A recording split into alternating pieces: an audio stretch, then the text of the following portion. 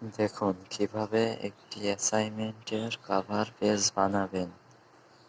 আপনারা এইভাবে কভার পেজটি তৈরি করলে সহজেই অল্প পরিশ্রমে বেশি নাম্বার পেতে পারবেন।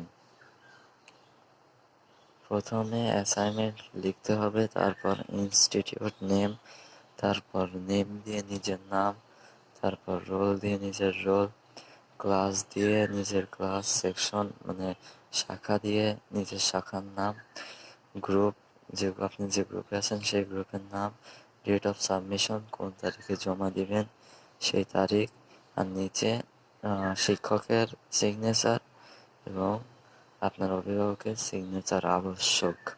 এভাবে আপনারা কভার পেজ বানাতে পারেন।